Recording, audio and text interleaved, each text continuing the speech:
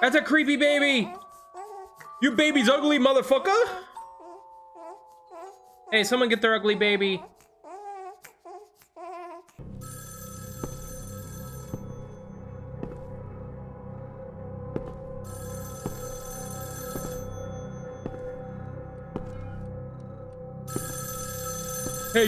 Hey, are you there? Your baby's ugly.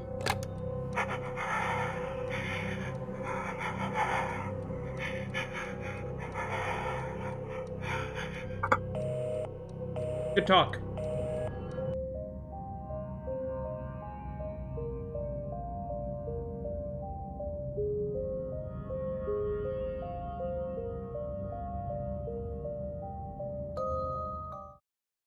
Evil Inside is a psychological horror game developed and published by Jandu Soft. To put it briefly, you play as a character named Mark, who has just lost his mother and his father is in prison, being blamed for the murder. Because of this, visions start to haunt him as he walks the halls trying to collect fragments of a Ouija board to discover the truth. And that is the entire story of Evil Inside. All right, PT.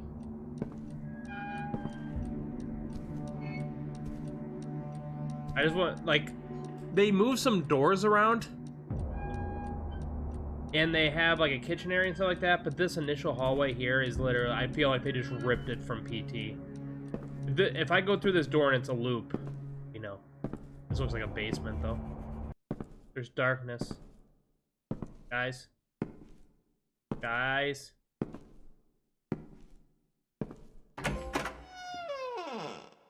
It's PT!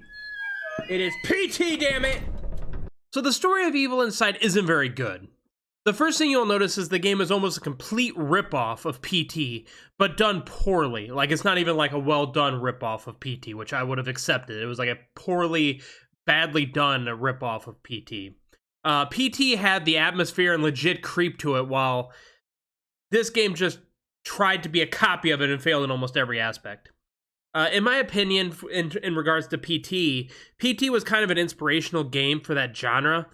It has been used a lot. It's been used a lot. A lot of different games have used kind of that same kind of setting in their games. But it should be a base for many games, as it is. It's a base, not the whole game.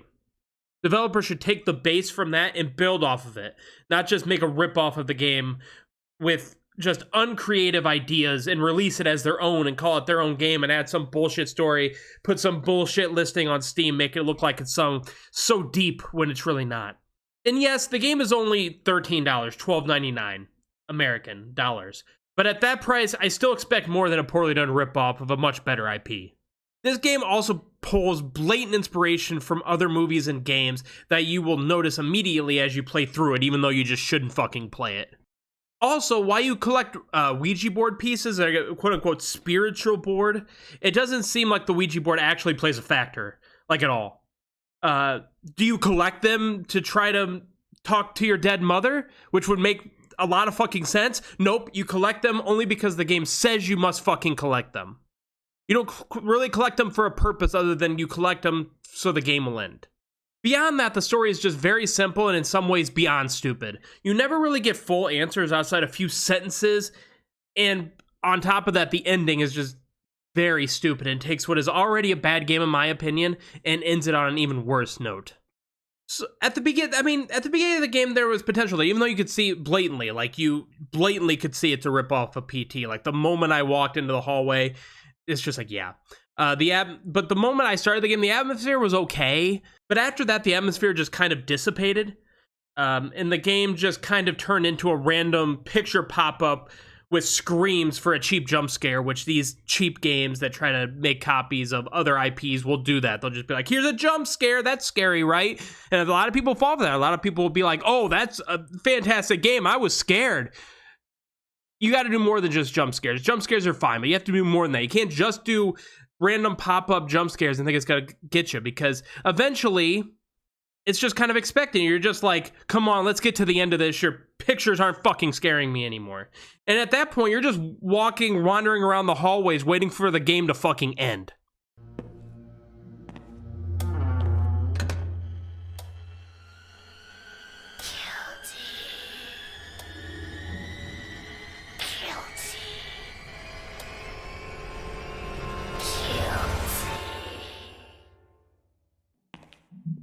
I wonder if I'm guilty.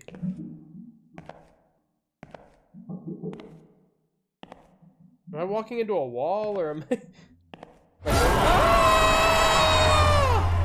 It's a rave! Bow, bow, bow, bow.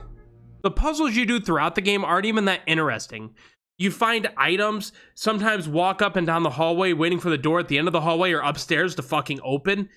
And then you find the next piece of the Ouija board and then loop back to the beginning and start over with slightly different variations, slightly different atmosphere, because this game is definitely not PT.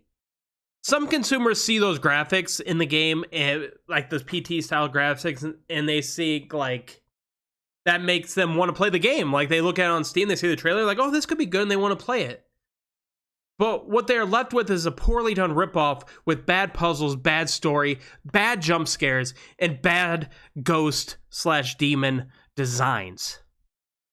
And when the game is only an hour long, and being an hour long wouldn't even be that big of a deal if it was wrapped up into something good, something of substance. But this game fails in every aspect. It just feels like it wanted to take the PT thing and do a worse version of it, a way worse version of it, and it just, to me, even for a cheap price like that, it's just a flop of a game. In terms of your final score, this game just really didn't have much going for it. You could tell that they just kind of wanted to, like I've talked about before, take the PT idea and make their own thing from it. And they just didn't do a very good job of that. I'm not against people trying it. They just have to kind of build off of what PT did, or at the very least use it and change things up and do something that makes it its own game instead of just a PT copy, even for that cheap price. There's not really much more to talk about outside that. It's very basic. It's not a very long game at about an hour, and some people could probably beat it faster if you never get stuck with the puzzles at all. You could probably beat it in 40 minutes. But I'm going to go ahead and give this game a final score of a 3 out of 10. The only thing that keeps it from being a 2 out of 10 is its price point. Because while that's not an excuse for why the game should be released as like a ripoff or anything like that, it would have been much worse if they charged like $40 or full price. So that price point keeps it out of that 2 out of 10 range, and it brings it into that 3 out of 10 range. And I could see why some people would give this game like a 4 or a 5 out of 10, because some people may get this and like it. Some people may enjoy the jump scares more than I did, the just jump scares and all of that. They may go, oh, well, this game wasn't very expensive and it's not that bad and everything like that. And I get that. But for me, even for $13, I expected more. I expected more than just a rip off. Maybe kind of take that, because PT was free. If you remember, PT was a playable teaser, playable trailer, whichever it stood for. And so it's kind of like, you charge $13, like that's no excuse. You need to make something good out of it. I hope they learn from this. I don't know how many games they've made outside of this. From what I saw, it wasn't a lot of good. It wasn't much of anything worthwhile from what I saw that this company made. But, you know, who knows? Maybe they'll learn from this and they'll keep building towards something and they'll get better as they go forward. And maybe their next game will be much better. But until then, that'll do it for this video. Thank you guys so much for watching. I appreciate every single one of you. If you like what we're doing here, reviews and everything, playthroughs, go ahead and hit that subscribe button. Like the videos, dislike the videos, we don't care. We're impartial for that shit. Thank you guys. Just watching means a lot. If you made it this far, you're a legend. And I will talk to you next time. Goodbye.